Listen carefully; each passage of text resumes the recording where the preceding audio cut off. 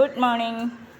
രാവിലെ മുറ്റമെല്ലാം കഴുകി കോലമിട്ട് വിളക്കും കത്തിച്ച് അടുക്കളയിലേക്ക് കയറി. അപ്പോഴേക്കും മണി 6 കഴിഞ്ഞു. റൈസ് കുക്കറിൽ അരി തിളപ്പിച്ച് ഇറക്കി വെച്ചിരുന്നു. അത് അടുപ്പിലേക്ക് മാറ്റി. കുറച്ചുകൂടി വേകാനുണ്ട്, അതവിടെ ഇരുന്ന് വേകട്ടെ. ഇന്ന് ഉച്ചയ്ക്ക് ഒരു തോരനാണ് ഉണ്ടാക്കിയത്, ബീട്രൂട്ട് കൊണ്ടുള്ളത്. അതും ഇവിടെ റെഡിയായി. കുക്കറിൽ സാമ്പാറിനുള്ള കഷ്ണങ്ങൾ വേവിക്കാൻ വെച്ചു. അതവിടെ ഇരുന്ന് വേകട്ടെ. നമുക്ക് പൊടികൾ തയ്യാറാക്കാം. ഒരു ഈസി സാമ്പാറാണ്. ആവശ്യത്തിനുള്ള മുളക് പൊടി, മല്ലിപ്പൊടി ഒന്ന് ചൂടായതിന് ശേഷം കുറച്ച് ജീരകപ്പൊടി, കുറച്ച് ഉലുവപ്പൊടി, കുറച്ച് മഞ്ഞൾപ്പൊടി ഇവയിട്ട് ഒന്നും കൂടി ചൂടാക്കിയതിന് ശേഷം നമുക്ക് കുറച്ച് കായപ്പൊടി കൂടി ചേർക്കാം. വെന്ത സാമ്പാറും കഷ്ണങ്ങൾ കുക്കറിൽ നിന്ന് ഞാനൊരു ചരുവത്തിലേക്ക് മാറ്റിയിട്ടുണ്ട്.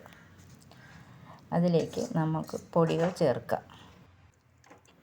യോജിപ്പിച്ച് ഉപ്പ് ചെക്ക് ചെയ്ത് വേണമെങ്കിൽ ഉപ്പ് ഇട്ട് കൊടുക്കാം.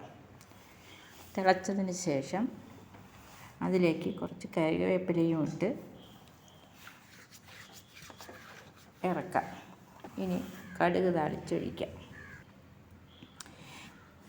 ഒരു ചീനച്ചട്ടിയിൽ കുറച്ച് വെളിച്ചെണ്ണ ഒഴിച്ച് അതിലേക്ക് കുറച്ച് കടുകിട്ട് കുറച്ച് ഉലുവയും ഇട്ട് ഉള്ളിയും ചെറിയ ഉള്ളി അരിഞ്ഞതും ഇട്ട് മുളകും ഇട്ട് നമുക്ക് ബ്രൗൺ കളറാവുന്നത് വരെ വറുത്ത് കൊടുക്കാം. ഇത് സാമ്പാറിലേക്ക് ഒഴിക്കാം. മലക്കറി വേവിക്കാൻ നേരത്ത് ഒരു കഷ്ണം കായം ഞാൻ ഇട്ടിരുന്നു. സാമ്പാർ റെഡിയായി. വെണ്ടയ്ക്കയും സവാളയും ചേർത്ത് ഒരു അവിയലാണ് ഇന്ന് ഇവിടെ ഉണ്ടാക്കി വെച്ചത്. അതും കഴിഞ്ഞു. എല്ലാം വേവിച്ച് ഞാൻ കൊച്ചടുക്കളയിലേക്ക് മാറ്റിയിട്ടുണ്ട്. ഇതാണ് എൻ്റെ ഉച്ചയ്ക്കുള്ള കറികൾ. എന്നിട്ട് പാത്രങ്ങളെല്ലാം കഴുകി അടുക്കളയും ക്ലീൻ ചെയ്തു.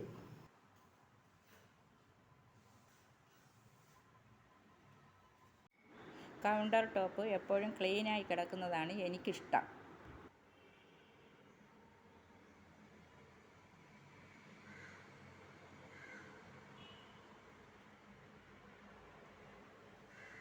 അപ്പോഴേക്കും മണി 9 കഴിഞ്ഞു.